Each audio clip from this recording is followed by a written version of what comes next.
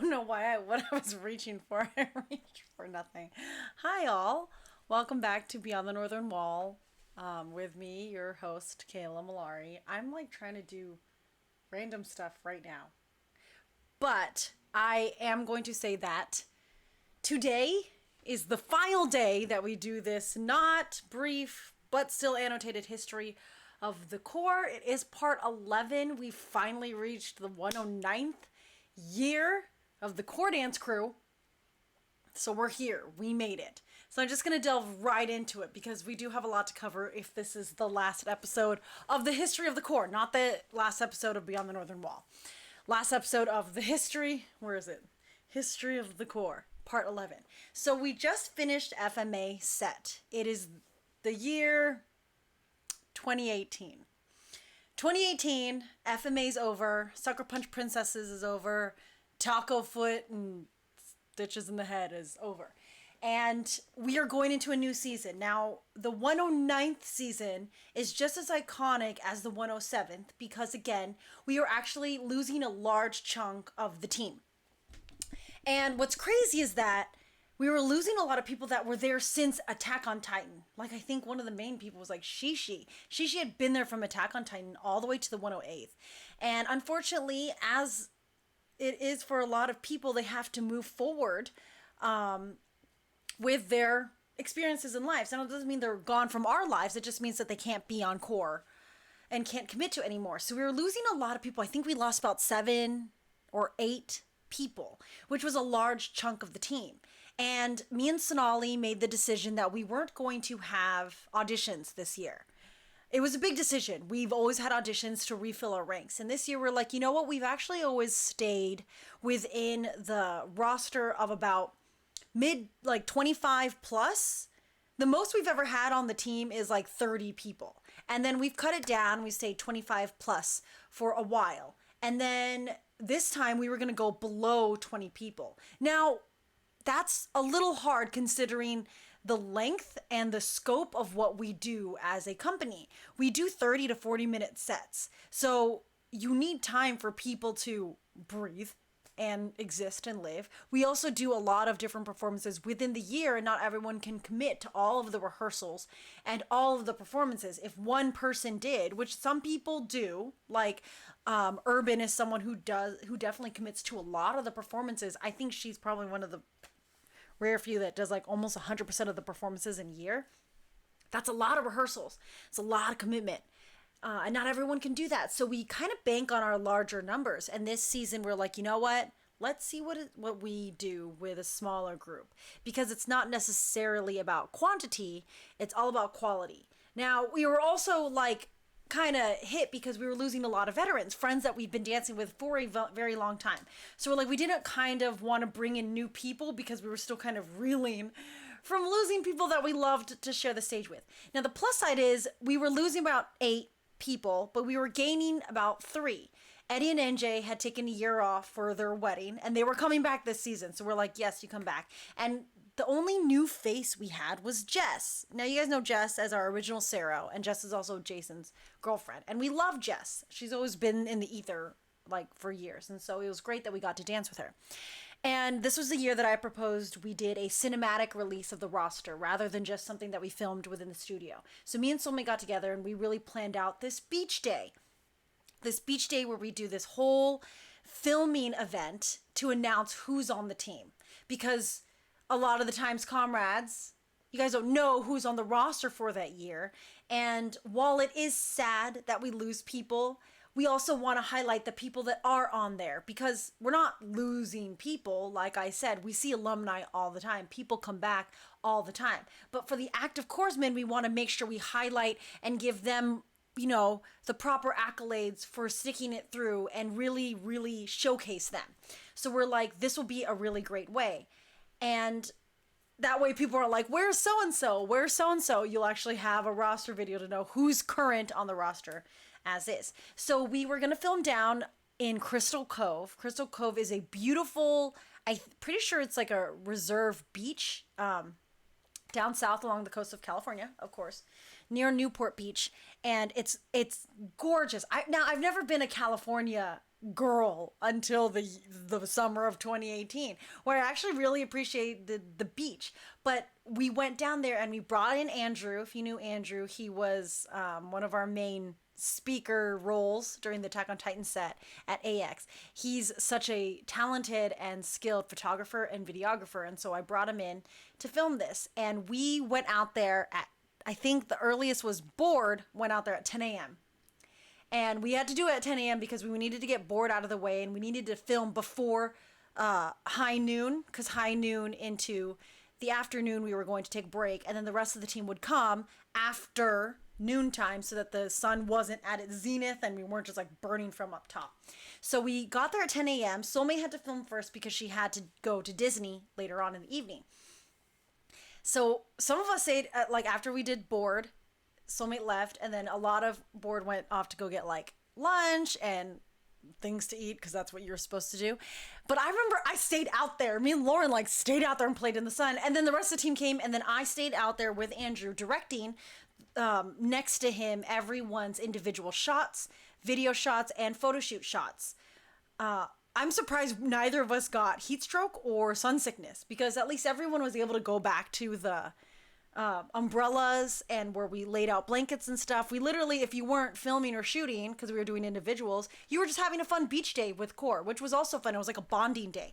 But me and Andrew, like, we were so into the shots. They look so good. And then I realized, oh my gosh, we've been doing this for like hours. How we're like, I'm surprised but the tops of my feet got sunburned, which was weird.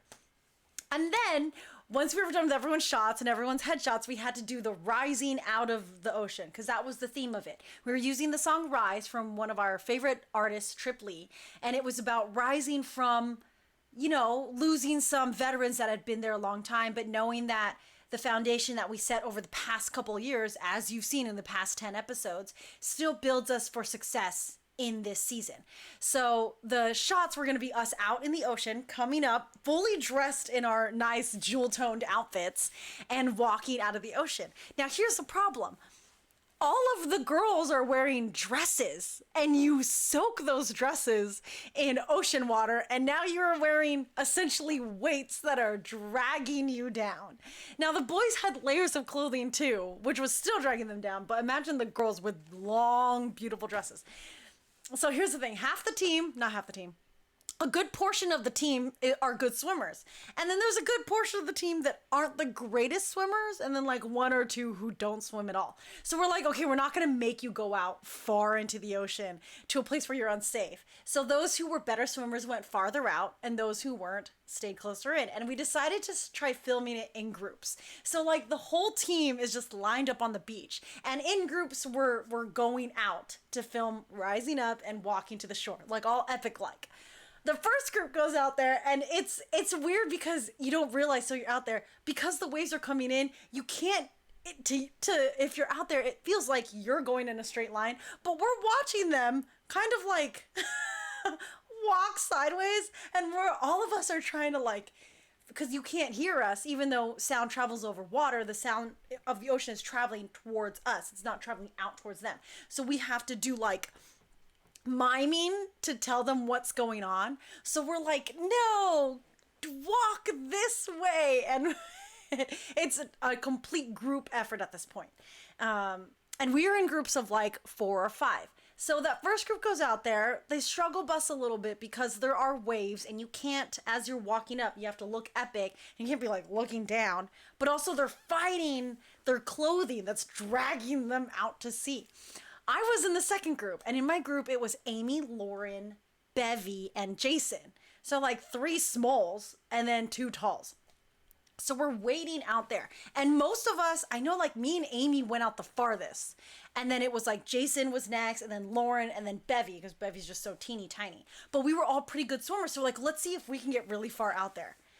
It is starting to get later in the day, and so the tide is coming in. So these waves are slamming into my group. Like, it started to become a team effort with everyone on the beach and everyone in the water.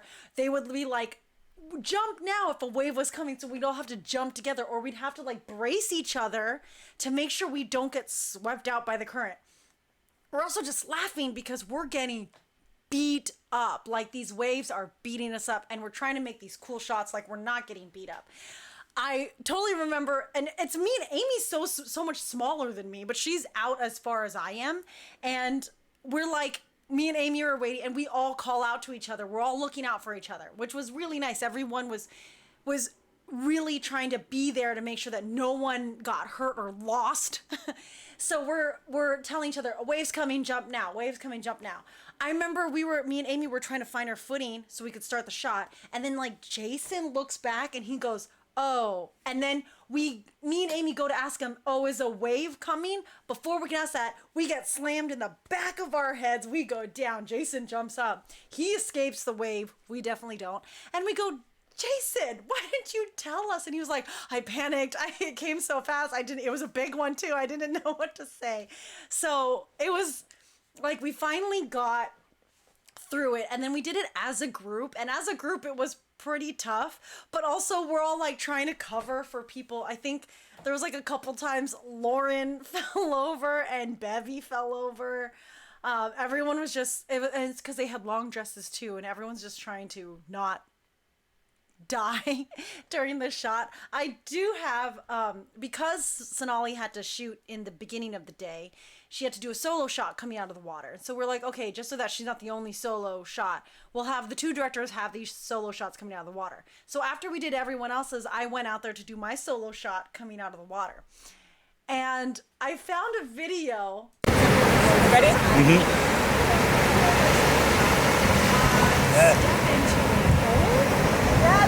Rossman's not in shot, right?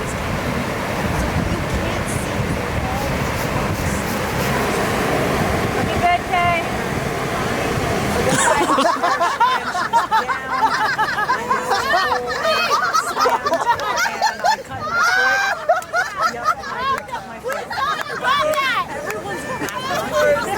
I want that in. That's in the New world is tough. I'm gonna cut. Yeah. Or not a waterbender. So yeah, it was just. Sorry. Oh, I did not realize the sound was on that video. I'm so sorry, you all. So what happened was I stepped into a hole for that one, and I fell over, and there's rocks and there's jagged everything. So I did cut my foot during that one. What's nice is that Manager San was able to wash out my foot after it happened. So we did that video, and we ended the night. Everyone ended the night. We stayed out there until the sun went down. So we were there at 10 in the morning, and we stayed out there until like past 7 p.m. And afterwards, we all went to Korean barbecue, and we just had lunch together. So it was a really big lunch. We had dinner. It was a really big bonding day to kick off the new season. So that's how we started the new season. Right after that, we went straight into rehearsals because we go straight into performances. We did a lot.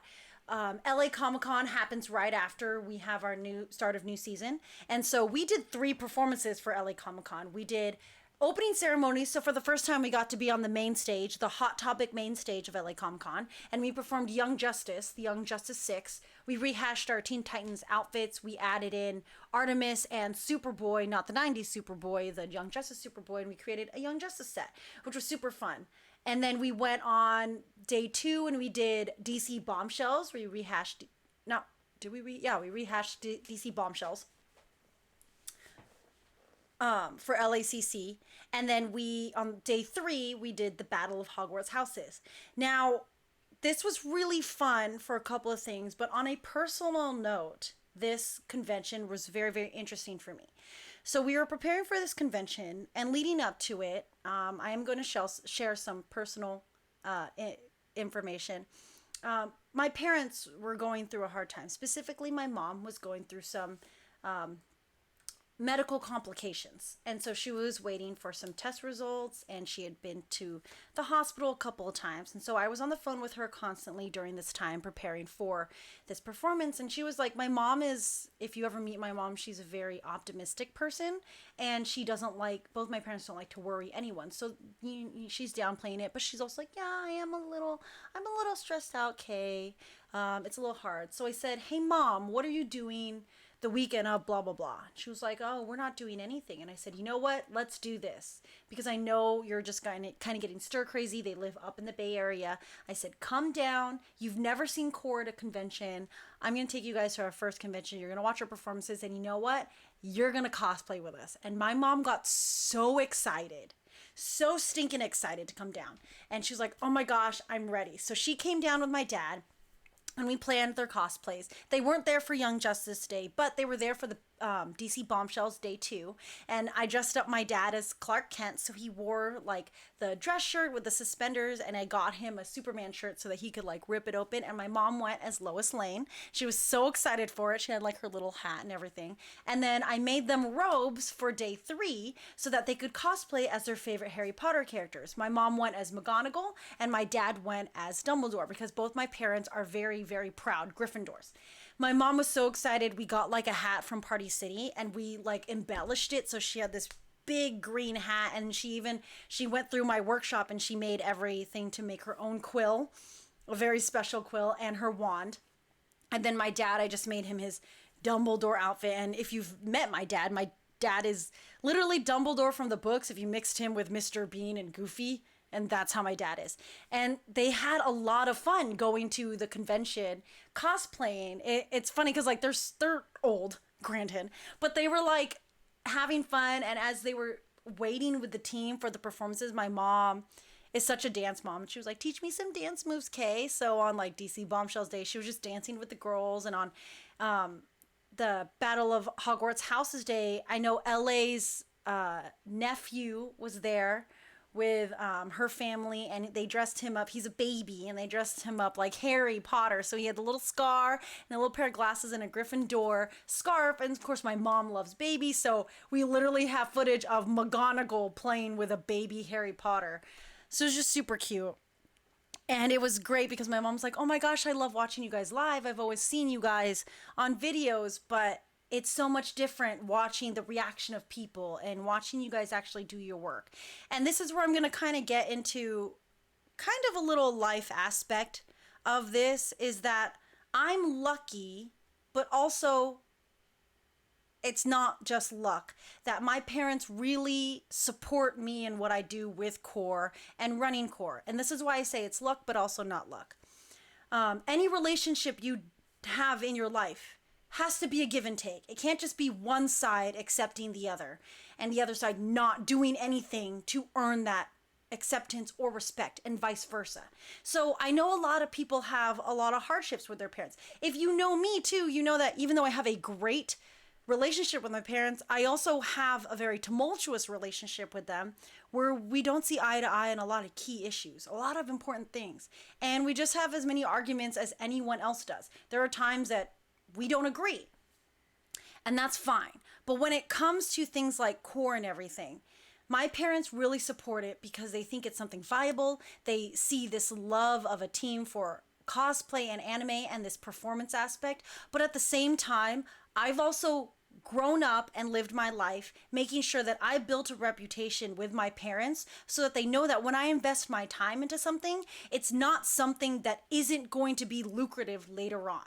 So it's the trust. I know when you're younger, it's hard to have your parents really see eye to eye with you on what your interests are. And same when I was younger too, which was years ago. So it's not recent. You have to wait until like time is really a thing. When I was younger, we didn't have the same, like I wasn't watching Dragon Ball Z with my parents when I was in high school. Definitely not. I didn't talk to my parents about any of the things that I liked. It's not until recent years. But here's why. It's because with my parents, they're like, not only did I invest my time with my hobbies that I loved, but they also saw me invest my time in my career. We always say, you know, I'm adulting. But if you're really adulting, you don't have to tell people you're doing it. You're just living your life. You're building your career. You're building your livelihood. And then if your parents see that you are actively participating in your own existence, then they will start to respect you. Just like with me, I have to respect my parents and their experience. So that's why I get a lot more understanding from my parents when it comes to core and it comes to cosplay and it comes to anime and comic books and stuff like that. Because I've literally worked my whole life. So my parents go, oh, well, if Kayla's doing it, we know she always takes care of herself financially. She always takes care of herself physically, mentally, emotionally, and logically. Like everything that she's done, she's invested time in, and we don't have to worry about her. So that way I can bring my parents in and be like, hey, you're staying down with me in HQ. We're going to go to a convention with my company. We're going to have fun. And we were able to do that. And that's where I was able to share stuff with my parents. So I just say that as like, if you're building a relationship or you want people, whether it's your brother, sister, mother, father, aunt, uncle, significant other, or friends, to understand where you're coming from, you have to stop thinking in the terms of they don't understand me. It's, do you understand each other? You cannot continuously play the victim. You cannot continuously say, well, they don't understand what I feel. They don't understand what I'm doing.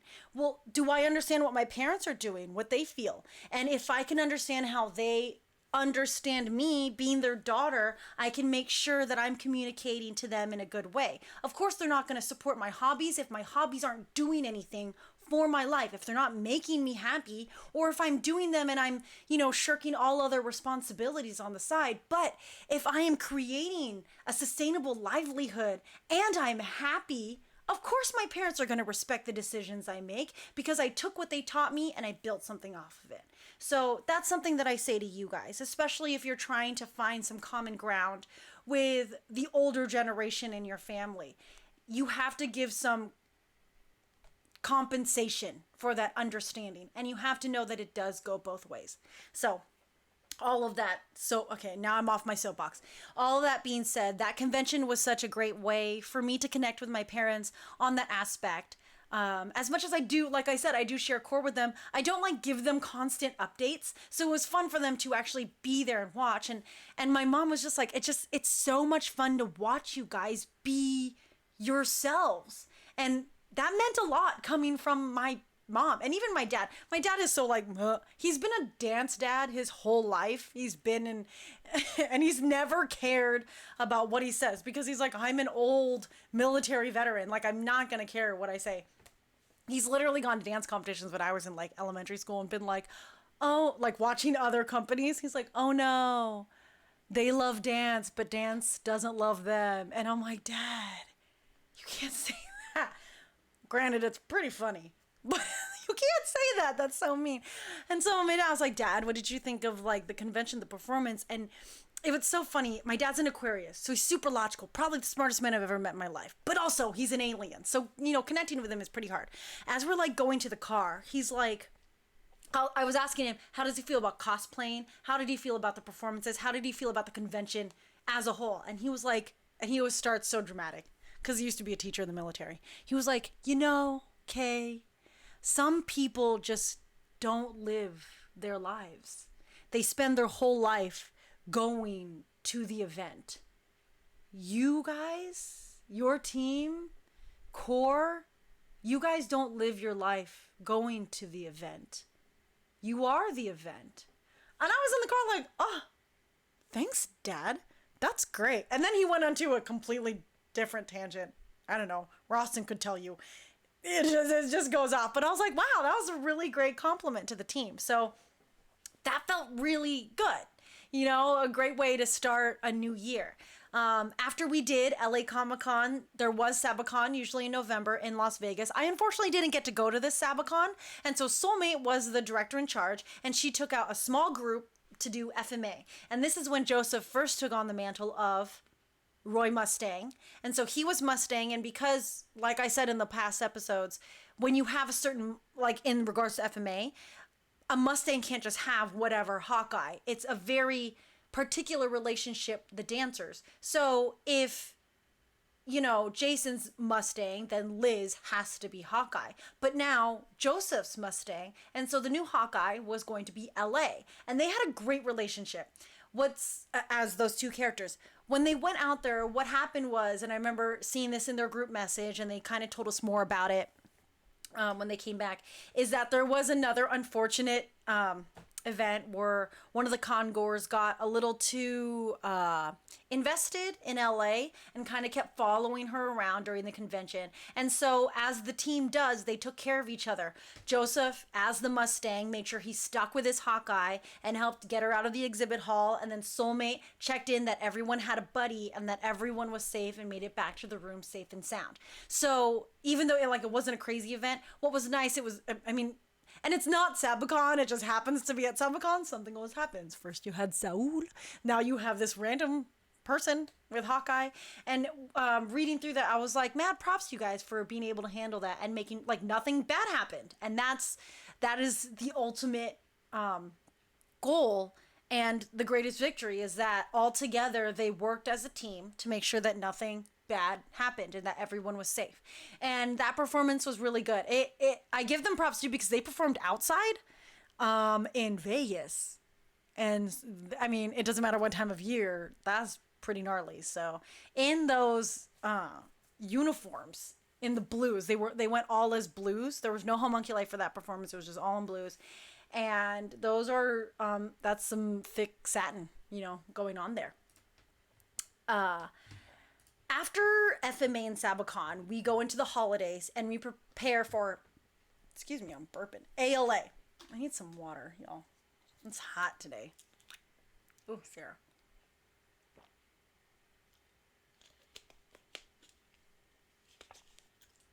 Oh!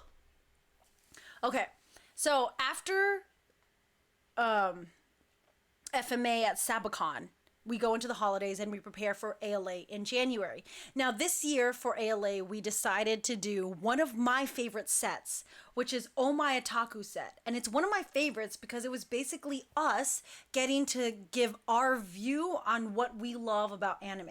So instead of, we did have some iconic characters, we had Goku and we had the Shenron dragon. We also had, Haikyuu and Free Boys and everything. We had some actual anime characters, but a lot of it was trying to personifying these different genres of anime that we loved. The first one was shonen, and then we went into the magical girl one, which was an original character that we put JK in, and then we went into sports anime, and then we went into horror, and then we went into slice of life. You guys, okay, I'm gonna have a weeb moment. Joseph and Rossin made fun of me.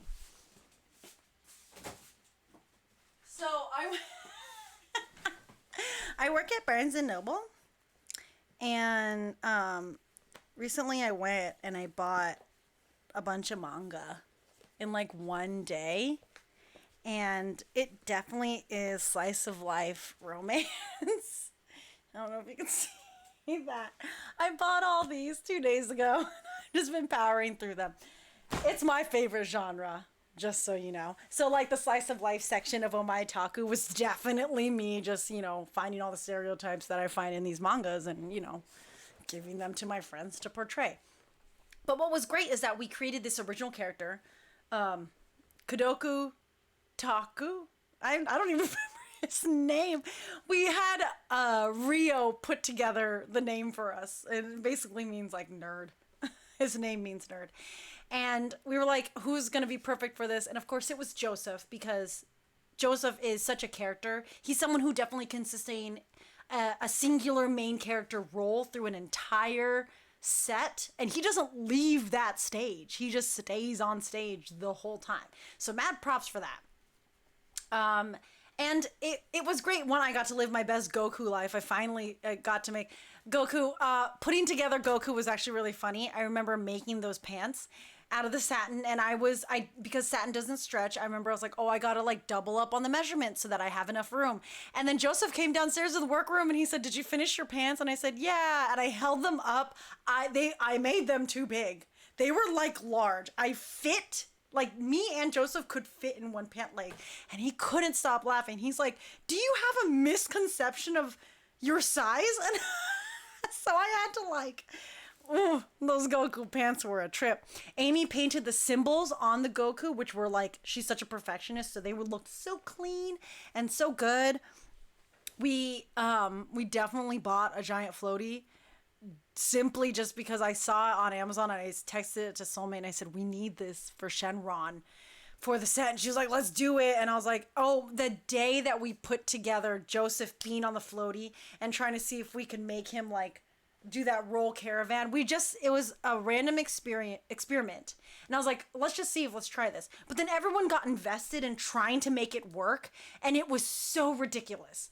But everyone was like, even if we all thought it was ridiculous, oh my god, this is so stupid. As we were doing it, people were like giving each other notes, like, no, okay, so if we all lie down, we have to make sure we rotate together, and if for the people who have long hair, you have to tuck it into your shirt. And so people are like, okay, do this, and they're like, wait, I can't be next to you because the width of your roll is not the same as mine. So they're like rearranging themselves, and then like Urban and Jason have to put Joseph on the floaty, and they're like, okay, well, we're gonna hand you down this way so that it's the most, we can pick you up this way and we can put you down this way, and we have Bev on the other side. So it was just really cute watching the team work together trying to make this ridiculous thing happen on stage, and it happened. And I go back and I watch Oh My Otaku set so many times because it's great. The one regret I have at ALA is that we worked so hard in creating those blood moments during horror, and they turned the lights off for a good chunk of it. There's like, Trini has this epic burst of red fabric. Hers is the first slice, and we worked so hard to make sure that burst of fabric was perfect, and the lighting was so dark you couldn't see it, and I was like, no, Liz and Trini worked so hard on that, and it was so good. But everyone else, like that, because I also love horror anime, like, and if you know, Japanese horror anime is just so it's so unnecessarily violent and gory and aggressive and uncomfortable. Like, Japanese horror is just uncomfortable, so we're like, let's just make this completely chaotic and gross and disgusting. And then when we were doing the characters for Slice of Life, we had so many different people come to HQ and do the voiceover acting for it, and putting that together was actually super fun, and everyone got really into the characters, which is why when we reiterated this Oh My Otaku performance at Anime Impulse a couple weeks later, we filmed that anime opening, every Slice of Life anime, and it was really fun filming that, everyone's characters, but also it kind of sparked, what if we had our own Slice of Life anime, and we just did these little clips of episodes. So, I mean, sound off in the comments if you want to see the core Slice of Life anime, because that was really good. And it was really great to just do those little comedy moments. One of my favorite was when you see Glasses-kun and the Prodigy sitting, and the prince walks by, and then the prince's little fan club passes by. That was one of my favorite moments. Also, the Joseph running back and forth was probably just, it was wonderful. So good. What was good was there was also the love triangle part where Sonali drags Jess into the scene to go talk to Jason, and Jason's there with like Shellen and Joseph and Roston. I forget who, Eddie. Oh my gosh, Eddie's secondary love interest is, guys, if you read Slice of Life or School Romance, that secondary lead is always the one. Like, why is he always the one? But that's Eddie's character. And when they were, when the boys are at the table and they're waiting, I was just like, okay, just have random conversation while I film this B-roll footage. And their conversation was so ridiculous. I had to yell at them because I said, hey, stop talking about what you're talking about, because some of your words, we can see your mouth making these words. And they're like, oh my gosh, I'm sorry. And then they just talked about dumb stuff. But that was Oh My Otaku. I was really proud of Oh My Otaku, and really proud of the team because there was a lot of props for that one. It wasn't crazy costuming, it was crazy props. Like, we had literal buckets full, and that was when the team prepared for the epicness that would be ATM and BNHA with costume changes and prop changes. Everyone got really efficient, and if you know me, I've always come from a background of live performances where costume changes had to be key. So I really trained the team, and they all stepped into the challenge where when you do these quick costume changes, so many people ask in BNHA, how did they switch out of those anime characters back into their uniforms? Or in ATM, how did they go through all these different numbers? It's about the efficiency of it. When you do speed changes with your costuming, it has to be done in a certain way. That means you have to prepare, and then you have to think of the post. It's not just about having your clothes on the side and putting them on. You have to lay out your costumes in a certain order, in a certain way, so that you can rip off one costume and put on another one. But also you have to make sure it's contained so that you're just not left with a pile of clothes later on, because what if you have to go back to a cosplay later on in the set? So everyone got really efficient with, you laid out your costume, and everyone had to have a basket that you tossed your used cosplays in, or you had a way to drape it so that when the performance was done, we just didn't have clothes splayed everywhere in the back, because that's not really respectable of the space. We had it so that literally all people had to do is, after we did all the performance, you just pick up your basket, you take it to the side, and then you can reorganize it from there. The team was very, very, very good at it, and it made it so that everything we did was super efficient. Even if there was some slip-ups, it never was because, people were like tripping and falling over all this stuff that was scattered in the back. If anything, it was like we always lost a volleyball during Omae Otaku, and I don't know why. But yeah, Omae Otaku at ALA and Anime Impulse was very fun, and I always get sad about that one because it gets overshadowed by the gargantuan undertaking that would be Across the Multiverse and Boku no Hero Academia. The reason why is because I was going into meetings, and then I was taking in NIFA to these meetings for AX. And it's because there was a new rehash of who was in charge of entertainment and who we would be communicating with for ATM. It started at ALA. Me, Shellen, and Lauren went to a meeting at the bar at ALA. And it was funny because it was the day when we were dressed as Naruto. I was dressed as my Gaara. Lauren was Kakashi and Shell was Sasuke. But we had to go from the convention center to the hotel, and we were running late. So we literally, and like, I'm in heels, and I'm pretty sure Lauren's in heels, and Shellen's not in shoes that he can run in. And we're like, oh my God, are we going to Naruto run all the way? And we said yes. So we literally silently are just Naruto running through the convention, out into the parking lot, through the hotel parking lot. People are watching us go, and they're like, what? And so we like randomly filmed it. It was hilarious. We had a meeting with Diana Tolan, Francis Locke, and Sammy Speed from Anime Expo and SPJA, the most amazing women ever. And we had a meeting to determine what we were going to do for AX that year. It was so great because it's January and we're preparing for the summer months in advance. Oh, it's so nice. So, they were proposing all these different things for us. And so after that, we called over the rest of the board and a lot of the vets, and then we just all kind of hung out. There's a picture, I couldn't find it, but there's a picture where we're all hanging out. It's just the Naruto group. It was like one of our random cosplay days where we weren't wearing performance cosplays. And so all of us were dressed as Naruto characters, and we just were sitting at a table. Look, I looked like a sick Jillian Myers. And if you know who Jillian Myers is, then you understand that I didn't look like Gaara. I look like Jillian Myers. And we talked and we're like, all right. And that after that meeting, we went into a couple more board meetings, and me and Soulmate proposed Across the Multiverse. Now, Across the Multiverse actually was bred from a moment years before when we were watching Koki. A bunch of us went to watch Koki do a taiko performance in the spring. I think if it was like the spring of 2017, because it was the last year of Return to the Unknown. Yeah, it was the year of Return to the Unknown. It was like me, Rio, Nifa. There's so sorry if I forget anyone who went to it, but there's a bunch of us that went to Koki's taiko performance, and it was so beautiful watching traditional Japanese dancing. And I remember sitting. I told this story before. I remember sitting, and I grabbed Nifa's leg, and I went, "I have an idea." And Nifa looked at me, and she said, "Oh no, it took 3 years to finish your last idea." She just looked so sad, and I was so excited, and she's like, I know what that look means. Okay, we just hold on to it. Let's like finish this year, and then we can like move on from there. So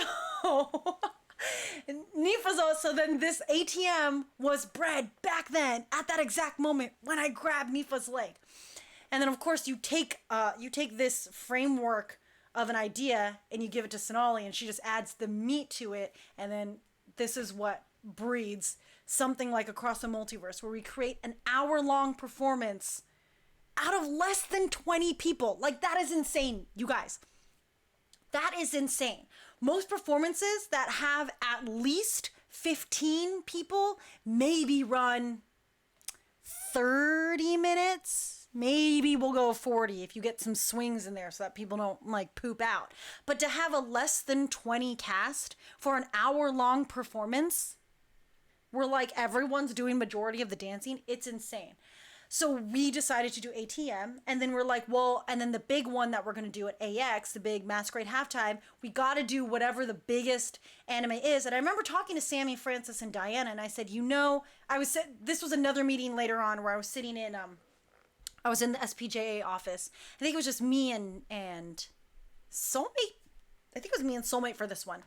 And I told them, I said, there's so many different... I'm thinking of a completely different time. But I did tell them for this one that Boku no Hero it skyrocketed. It is the biggest one, so it has to be the one that we do. And they're like, oh, definitely. At this point, I hadn't even watched Boku no Hero yet, so my bad.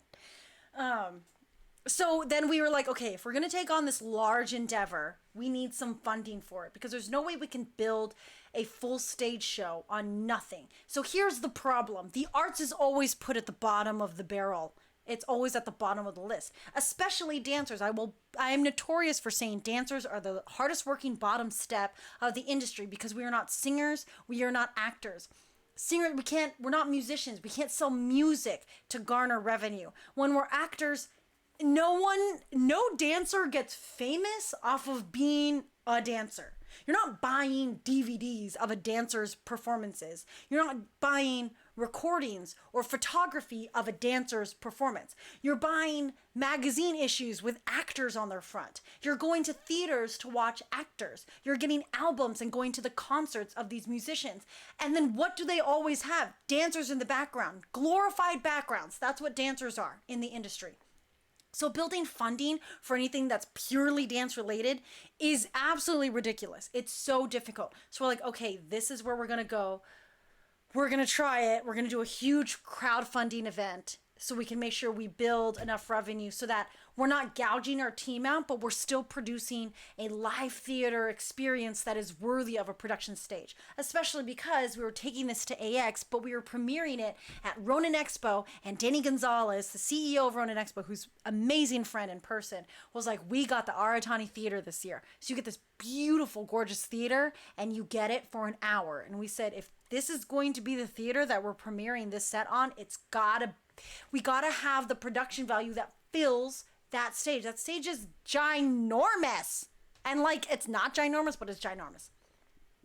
So we started the Indiegogo for ATM, and putting together ATM was definitely a whirlwind. I wrote down some things. We finally this is when we got the cage. And by the way, mad props to all the comrades who participated and donated to our crowdfunding. We said it before and we'll say it again. We couldn't have done anything without you guys supporting us. And a monetary support is something so large and something that's so hard to pay back. And so all we can ever say is thank you for that. But with all that funding, we put it directly back into the team so that the dancers weren't, paying out of pocket for all of this stuff. We got this amazing cage that we've been using for forever. The minute we got it, it spent like a whole rehearsal putting it together. And then we were like, oh crap, how are we gonna transport it between places? So that poor cage lived in my truck for forever. That's where we figured out, like, technically one person can move the cage, but like you shouldn't. We did rehearsal. I just have major moments. The rehearsal where we did Ronin Scouts. We did a lot of rehearsals that were scattered around, where only the people in the piece had to be at the rehearsal, so that people weren't just sitting around. So there were a lot of times where the team was separated into their different pieces. For Ronin Scouts, it was just 4 of us. It was me, Sonali, Liz, and Rio, and we were practicing with the swords, and Liz's sword poked Rio in the eyeball, and her contact popped out, and it's just like hovering on her face. And that's, I don't know if you've seen that video, but we're trying to get her into the kitchen so we can fix her contact. And then she laughs at me. I'm pretty sure because I farted. I was laughing so hard. I farted and I made her laugh. It was very, very, she also, I just remember Sonali's desperately trying to get her to put her slippers on because she's barefoot. So Sonali's just like chasing her around with slippers. And she's like, put these on. And Liz is like, listen to my voice. And Rio's just going, laughing. There was also, oh my gosh, these damn bars of Naruto. Poor Soulmate trying to make these bars, Soulmate and Yosh trying to make the gold bars and the Ichiraku ramen. I don't even know how to say it right.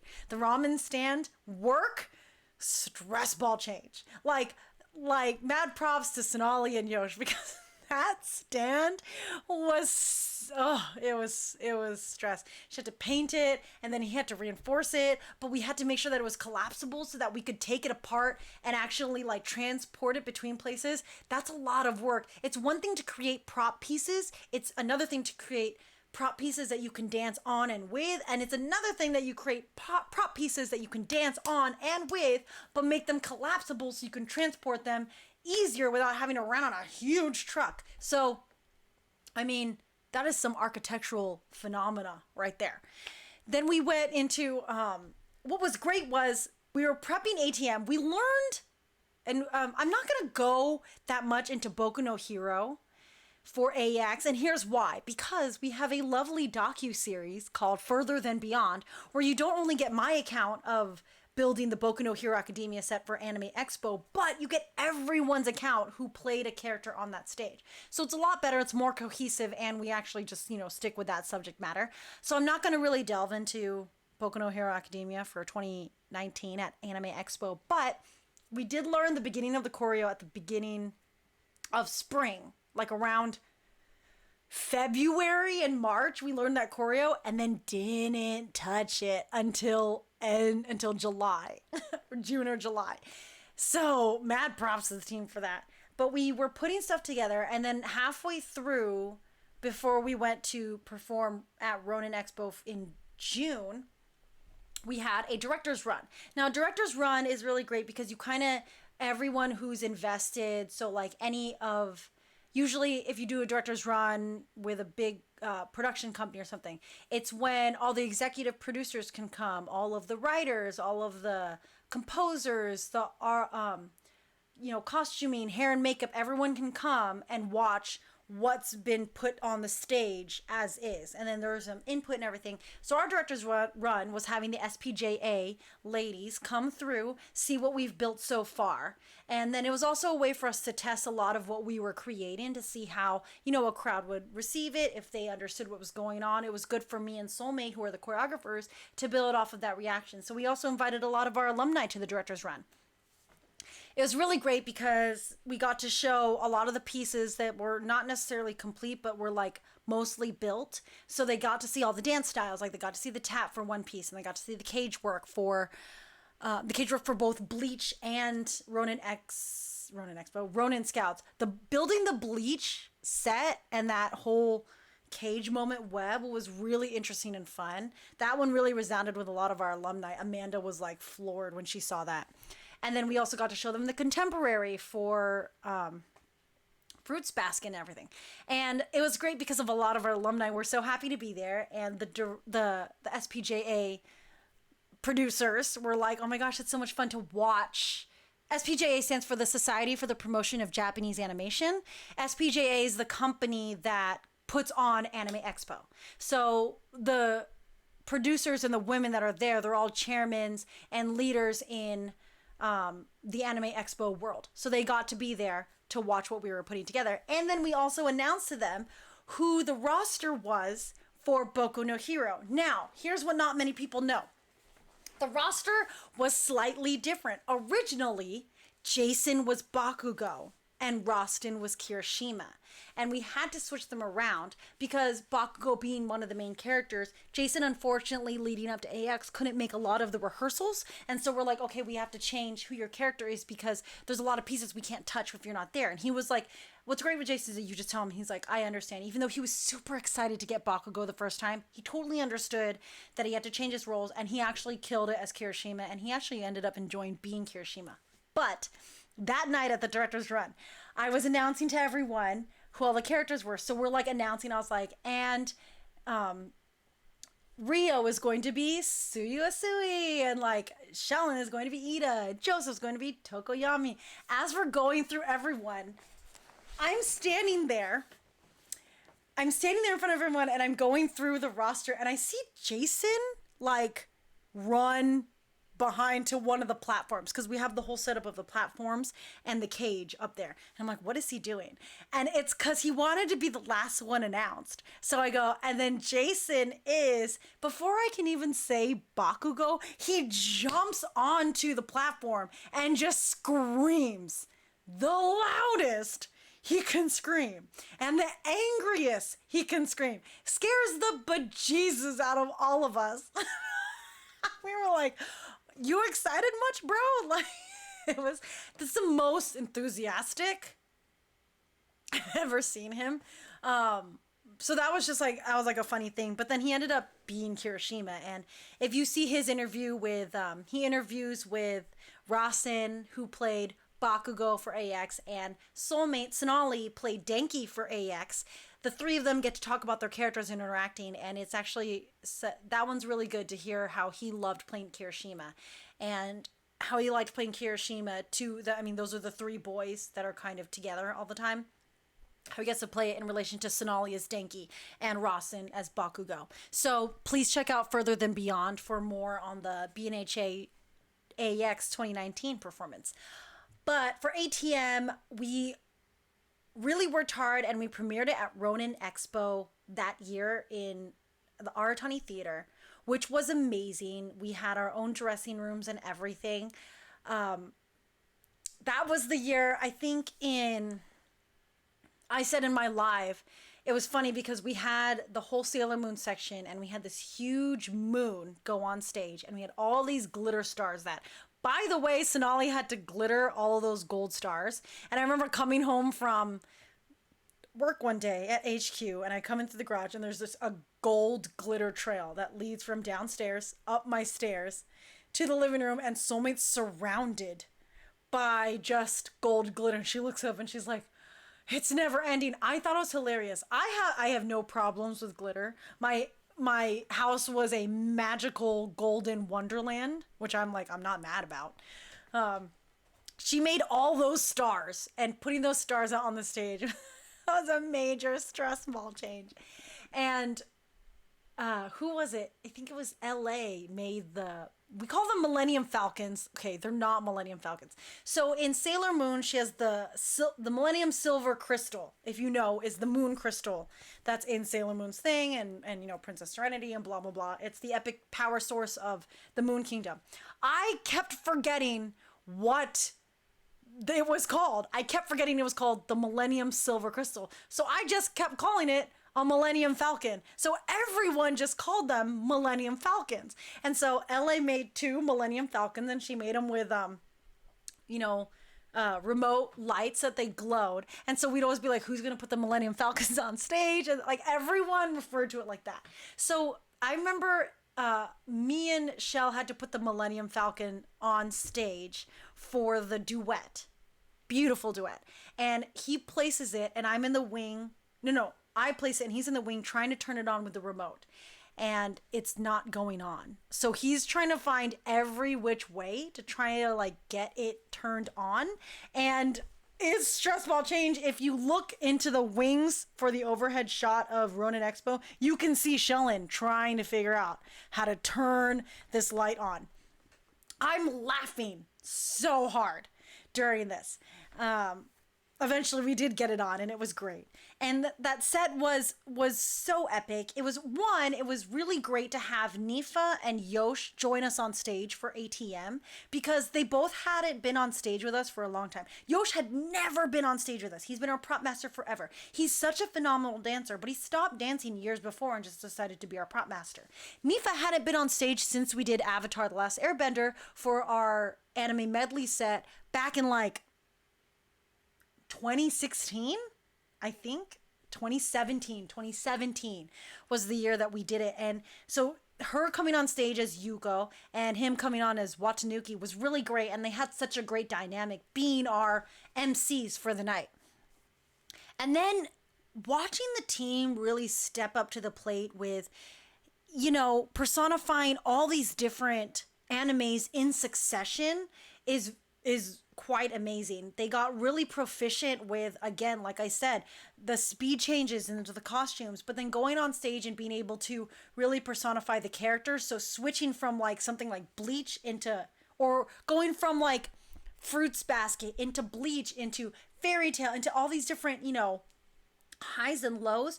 Also, these costume changes weren't just like clothing pieces, they were wigs too. So we're all ripping off different wigs and putting on new wigs. So when people are always like, oh my gosh, like how did you keep your wig on? It is literally an art form. It is the way you prep your hair and is the way you put your wig on and you secure it. Honestly, I'm gonna tell you a real secret right now. We learned this at Disney. As long as you have the proper pin curls in your hair, you need all of 4 anchor pins, 4 hairpins to secure a wig in your head for it not to go off. 4. If you're using more than 4, that's for insurance. But you honestly need 4 to keep a wig on your head if you prep your head right. And that, like, Ronin Expo and the premiere of ATM was literally iconic. I made the mix and I thought they were going to play the Overture leading up to the performance when the curtains were closed. So I gave us enough time that we could properly prepare behind the curtain before it rose. They lifted the curtain and then played the Overture. The Overture is like a minute and 40 seconds long. So we're just all holding in the dark, crowded around Nifa. Poor Nifa has her face to the audience, so she can't say anything. We're literally talking to her, and I'm like, I'm so sorry, everyone, that I did this. Now we are here for far too long. Everyone's laughing. Nifa's mad because she's like, I can't laugh. You guys can laugh because no one can see your face. But she's like trying to hold her pretty pose, and we're all like, and then the music started. And we actually started the set. What was great is that afterwards, we were packing up and going to the back, and all of our friends and family that got to come met us in the back, and it was great to have a lot of our alumni show up and just be kind of floored with what we did. I invited a lot of friends, and what was sad was there was a miscommunication at the door. So honestly, anyone who was passing by in Little Tokyo, there was no admission into the performance. Anyone would have come in, but they didn't relate that to the front lobby. So a lot of people were trying to come and watch the performance and they didn't get through the doors. So we didn't have a full house, but we definitely would have had a full house with how much advertising we did for it and how much we actually promoted the event. But regardless of the large crowd, we got such a good reaction, and so many people were like, wow, it's a different team that I watched. I remember one of my favorite reactions came from Matt. Matt came to watch the performance and he met up with me and Sonali backstage, and he said, I didn't realize how little of a cast you were until you all came out for closer for the big finale and when we were all in gold for The Greatest Showman. And he was like, that was everyone? He's like, I thought there was way more people. And then it just occurred to me, it's like, oh my gosh, so many of you guys were in so many pieces because you didn't have a lot of people. It didn't seem like that. It seemed like there was a huge cast. And we, of course, were so excited. He's like, you guys really stepped it up. It's like he's watched me and Sonali, build core since the beginning. So it was really good to hear him be like, it's like I'm seeing a completely different team. Like it's evolved in such a great and magnanimous way. Like you guys are really a professional company. And so that was really good to hear. My parents got to see the performance as well. Of course, they loved it. My dad was more concerned about how we were, securing the props and the set pieces in my truck, but that's a different story. And then it was also nice too because a lot of my friends from Knots, my performance friends from Knots, or dancers that I directed for Elvira, came to watch the performance, and they were like, oh my gosh, that was amazing. I saw Sailor Scouts and I was like, oh my gosh, Kayla really does do anime and stuff. And so it was good to have a clash of those worlds, like this professional industry world coming and watching my beautiful dancers be beautiful characters. And it's proof that it's like there's just no more lines between the nerdy culture and what's mainstream, that they are literally intertwined and interconnected. And that was a great night. It was definitely a great night. I think we ate with some people. I don't remember. I was exhausted. Soulmate was exhausted. What I always loved was when we lived in HQ, it was always me, Joseph, and Sonali. And after performance or after rehearsal, we'd come back together and just like sit for much too long in the dining room and just kind of reminisce over moments. And it's just a great rehash for our brains and a nice way to just enjoy what we put together. So that was Ronin Expo. And then right after Ronin Expo, we have all of Kickball Change to prepare for AX. And AX was huge because, like I said, we put together Boku no Hero in like 3 weeks. And check out the Further Than Beyond series because that was pretty darn epic. What I will say was when we did ATM for AX, it was a completely different stage. So we went from the Aratani huge stage, a giant wing space, and then dressing rooms down below, to the AX dance stage, which was still good, but it was infinitely smaller. Like, so small we didn't fit on stage. And what was crazy with AX that year was that we were doing a lot. We did closing ceremonies, we did masquerade halftime, we did ATM, we did a panel, we did a freestyle, and we did a workshop. Ooh, we did a lot at AX that year, and it was amazing. It was absolutely beautiful. I love going to a convention and just plowing through the work.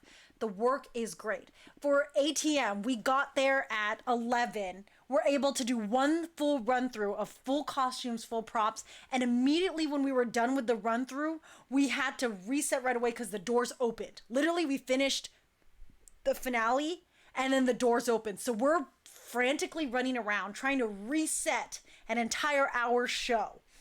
Some highlights from ATM at AX was Lauren's pants fell off as Urza. Like, she's wearing gold shorts, but she's also gold. Like, her skin tone is a nice, beautiful golden brown. So it takes you a second to realize, oh my God, she's not naked on stage. But essentially, she's naked. Her red pants fall. And so Rawson as oh my God, what is his name? Who was Rawson? Jalal. He went to go get her pants and he went to like throw it with all his might off of the stage, but because they're like flimsy material, he yeets it and it goes straight down. So all of us were like, yes, no. We're dying on the sides. It is utter mayhem. It's hilarious. Also what was it for Oron High School Host Club, Rio, I think, was supposed to help Shellen take either Shellen or Joseph. I can't remember, who was it? They were taking off one of the clothing racks off of Oron, and it's supposed to be 2 people per rack. Oh, it wasn't Joseph. It was definitely Shellen and Rio. And they're supposed to take it off together, and Shell literally watches Rio start to help him take it off, and he's like, then she just walks away. And he's left with the rack by himself going, I have to take this down the stairs. It has clothes on it. And I'm laughing because on the other side, me and Joseph are setting the moon on stage, and I have to set the Millennium Falcons. So me and Joseph, he comes off, he's dressed as Tamaki. He comes, he helps me with the moon on stage, and then I go and grab the Millennium Falcon because I realized I forgot to put it on there. So the way the stage is built is that, like, here's the stage, okay? Oh, blur. Focus, my friend.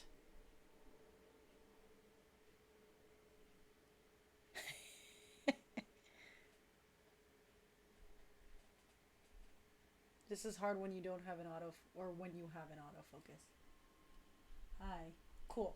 So this is the stage, and the moon, Elsa, she does not stand. Oh, she's standing. Elsa's the moon on stage. There's a platform right here, and there's this space behind. Here's the... Oh! Oh! I'm so sorry, Elsa. Oh, girl. You okay, my love? Sorry, I didn't mean to yell. Anyways, let's put... Hanji's more sturdy. Hanjo, you're good. So Hanjo is the moon. This is the the moon's in front here. This is the platform, and I was like, oh, I'll sneak behind the stage, slip the Millennium Falcon onto the platform behind the moon, and you'll never even know I was there. Joseph's watching me do this. I don't realize, and he doesn't tell me, that as I'm sneaking back here, I'm dragging the background curtain with me. So the audience just sees this curtain completely open, fully exposes me, sneaking the Millennium Falcon on, going back down, and walking back out, re-dragging the curtain. And I look at him and I go, oh my God, did they see that? And he was like, yeah, they totally saw that. I was like, dang it. But that one was hilarious. I was concerned about Bleach because when we did it for Ronin Scouts, I was mostly at the top of the cage for Ronin Scouts, and the stage is pretty low, so I was worried, like, oh my gosh, Bleach has a lot of like cage work and whatnot. Actually worked out perfectly. We were worried that not all the couples were gonna fit on stage for the Rewrite the Stars segment, and we made it work. It was really a group effort. The one crazy thing was we had to add bubbles because we were promoting OC Bubble Pop. And so we had the bubbles going off during finale. They were right where I was at the beginning of finale. So it just was soaking the stage. And I was like, oh, I'm slipping, sliding over here. But I was like, I jumped off the cage to where there was a bubble puddle. I don't know why I did that. I didn't slip and fall. Thank God. Unfortunately, LA did slip and she took a hard fall, but she popped right back up and she started dancing again. And then afterwards, our nurse, Bev, was able to help her. She did clock her chin a little bit, but LA was a trooper. She did take it well. I'm trying to refocus again. Elsa, look what you did, my love. There we go. Hey, Elsa. So, ATM at AX was... it was stress ball change. It was amazing.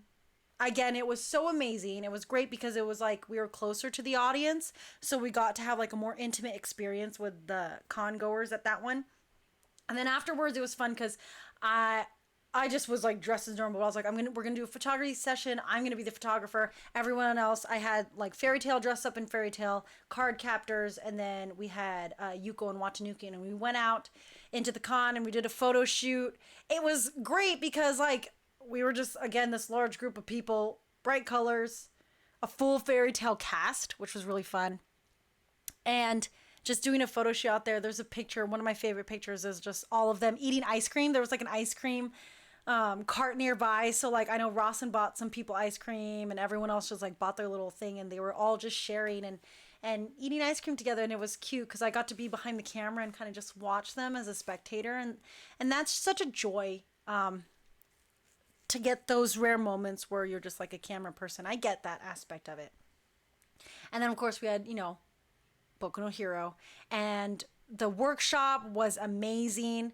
Here's the thing. So we were staying out in LA mostly for the convention, but there was one night where me and Rawson were going to take some of the stuff back. We had an Airbnb with Joseph and Lauren down the street in downtown LA, but we were going to take back some of the props midway through the week because if we left late at night, it's only like a 45-minute drive back to HQ. So like, let's trade some stuff out so that we're not just hauling everything back on the last day.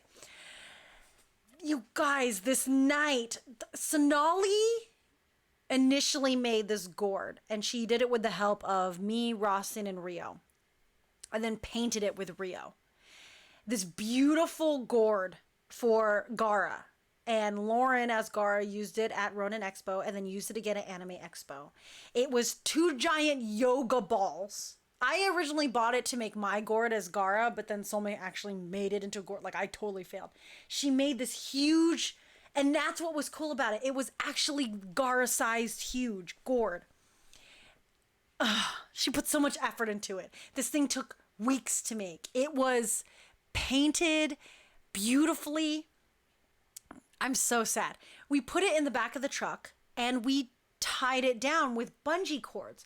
And then me and Rawson drive on the freeway back to HQ. As we're driving, I hear a snap, I hear some stuff, and I hear a loud noise. And I look in my rear view mirror. Rawson looks back. The gourd is gone. And I panicked. I literally went, oh my God. It's not a small, it's a huge gourd, and it is now gone from the back of the truck. So I immediately, like, Rawson's looking, he's like sticking his head out the window, he's trying to look. I immediately exit and we look back there and I'm like, we didn't drag it anywhere. It is gone. And I was like, what do we do? We lost the gourd. And I literally messaged everyone and said, you guys, when we drove back, we searched on the freeway. It's gone. Absolutely gone. In the daylight when we drove back again, couldn't find it. I was trying to find like reports of people saying like a giant peanut attacked cars on the freeway. I fully believe if the gourd disappeared, it would have caused a huge accident because it would have hit a car and like completely demolished it. But the gourd is forever gone. And I felt so bad because Sonali mates, it was beautiful. And it's gone. And it's ginormous. So, long live that peanut. That thing was gone forever. And to this day, I'll never know what happened. I don't know if it popped. It couldn't have popped. It was so sturdy. I think it could have killed someone. I hope we didn't kill someone via peanut gourd. What a horrible, horrible end. I mean, appropriate since it's Gara's, but Other than that, we had the panel. Well, the panel was on day 0. And they gave us a huge room and didn't advertise for it. So we had like no one at our panel. But it's okay because we had fun. We always have fun at our panels. We don't care. We'll talk to whoever's there. There could be 2 people in the audience. We'll have fun with those 2 people. And then we did, of course, the Masquerade halftime stage. Super epic. And then closing ceremonies was just fun. It was sad because we didn't get to enjoy it with the whole team. But we did... For the BNHA 9 that were there, it was a great way to close out such a busy, busy weekend. When we did get to go as our Class 1A to Boku no Hero, and when we did our freestyle in the garage, it was so much fun because so many people came by to like hype us up, and we're just loving it, and we had a great time. So that AX, there's so many times when I've wanted to relive like one day of a con or like one event. I think 109th year and 2019 AX was the first time I was like, if I could relive all these 4 days, choice. Like it was a ball. 2019 AX year was a ball. What was also cool is like we were doing, when we were first bringing in all of our props on day 0 or day 1, someone recognized, they're like, oh my gosh, they saw us like going from the elevator to the backstage, and they like looked at me, and then they saw Sonali, and then they started to see more people, and they were like, oh my gosh, it's the core dance crew, and they got nervous, and we were like, oh my gosh, we're nervous around you guys are so exciting. So that was like a very cute moment. And then on the last day, the BNHA 9 had to get all of the props again. We got stuck in the elevator. We literally got stuck in the elevator. Class 1A, we're at the elevator, and like the gate is slightly open, and we can see all the guests lined up, and they just look in and they just see all of these Boku no Hero students. Like on there's Todoroki, and they see like Denki in the background. They see Ida. Eddie is Ida just yelling at the wall. We're stuck. Oh, it was hilarious. It was so great. And that was 2019 AX year. It was absolutely amazing. And then after that, after AX closed, we did go and we did Avengers at San Diego Comic-Con. We did Avengers because earlier that year, in January, end of January, we got invited to go to the official Stan Lee Memorial out in LA at the Chinese Theater. And we put together a really quick set to honor it. And it was great because at that memorial, we got to meet like Mark Hamill and Lawrence Fishburne. And we got to sit in the audience while they talked about Stan Lee. And we got to have Lawrence Fishburne recite to us The Raven, because that was one of Stanley's favorite poems. And then we got to go to the after party with Bernie afterwards. We got to walk the red carpet. It was such a great experience. We had so much fun. And so we were like, you know what, to honor the late Stanley, we are going to do Avengers at San Diego Comic-Con. Side note, the morning I found out Stan Lee passed away, my sisters were visiting me, both my sister Atitif and Trixie, and I woke up to Trixie in my bathroom, but my sister was standing at the foot of my bed, so she's backlit from the bathroom. I opened my eyes, and I look at her and I said, "What are you doing?" And she said, "Stan Lee died today." And I went, "Why would you wake me up like that?" She was like, "I thought you'd like to know." And then she just went about getting ready for the day. And that was how I found out Stan Lee passed away. Horrible. So horrible. So going to his memorial was super important for all of us.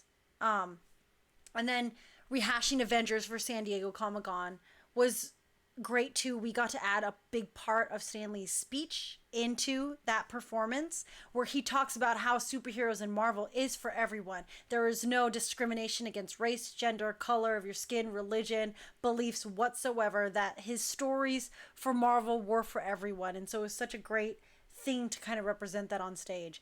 And that San Diego Comic-Con was honestly just a very chill time, and like nothing crazy happened. We went, we saw, we conquered, we had a great old nugget of a time.